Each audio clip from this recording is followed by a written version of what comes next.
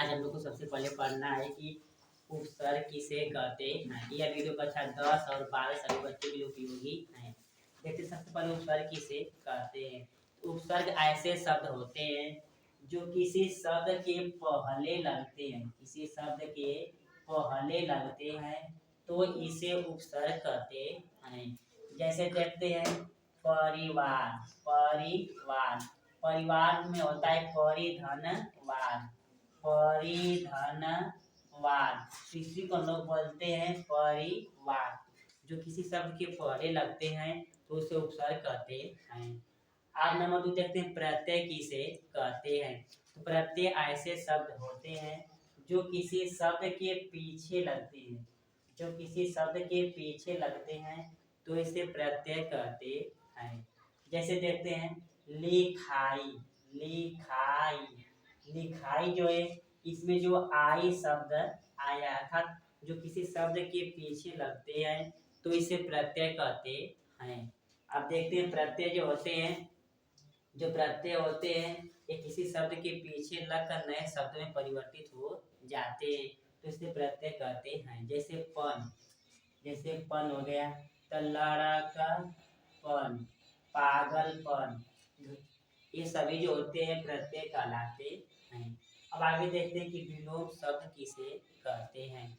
तो विलोम शब्द ऐसे शब्द होते हैं जो किसी शब्द के उल्टा या विपरीत विपरीत होते हैं तो इसे विलोम शब्द कहते हैं।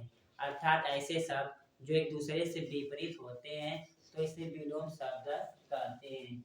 जैसे रात दिन, रात है तो क्या होगा दिन, तो इसी को प्रत्यय कहते हैं। अरे विलोम शब्द कहते हैं जो दूसरे से क्या होते हैं उल्टा होते हैं या विपरीत होते हैं तो इसे क्या कहते हैं विलोम शब्द। जैसे सुख, सुख है, सुख और दुख ये सब का होते हैं विलोम शब्द कहलाते हैं। आते हैं पर्यायवाची शब्द किसे कहते हैं। ऐसे शब्द जिनमें एक या एक से अधिक शब्दों को जोड़कर एक नए शब्द में परिवर्तित कर देते हैं या जिनमें समान प्रकार के अर्थ हो तो इसे समानार्थी या पर्यायवाची शब्द कहते हैं।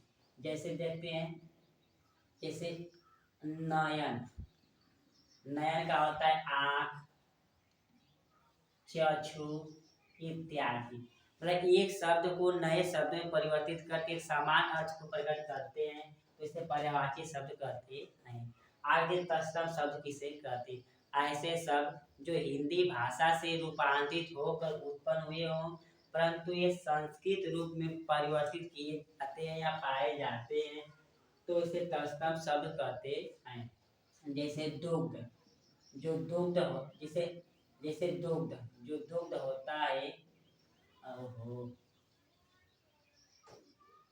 दुग्ध, जो दुग्ध होता है इसमें दूध बोलते हैं। तो दूध जो होता है सामान्य भाषा में होता है जबकि दुग्ध जो है संस्कृत भाषा। जैसे दूसरा अग्नि, अग्नि में आग होता है अर्थात जो सामान्य भाषा पहचानने की भाषा उसे तत्सम शब्द कहते हैं या संस्कृत भाषा में उसे तद्भव शब्द कहते हैं जो सुनने में थोड़ा सी कठिनाइयाँ लगे।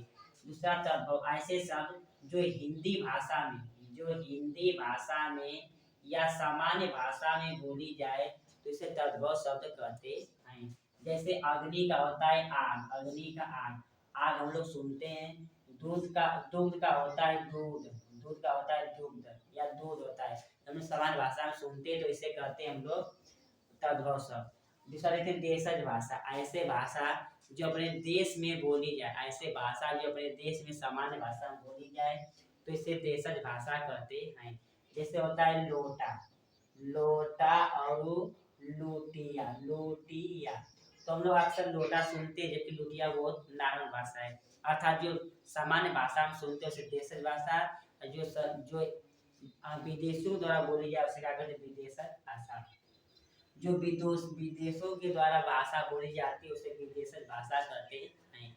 जैसे देखते हैं विदेशज में जैसे स्टेशन, स्टेशन अंग्रेजी शब्द है तो इसे देशज भाषा कहते हैं। जैसे रेलगाड़ी, रेलगाड़ी जो है देशज भाषा, स्टेशन का जैसे स्टेशन, स्टेशन जो है विदेशज भाषा है और जो ये है यह विदेशज भाषा होता है। वीडियो को लाइक सब्सक्राइब और शेयर जरूर करें। धन्यवाद। इस बार नहीं बंद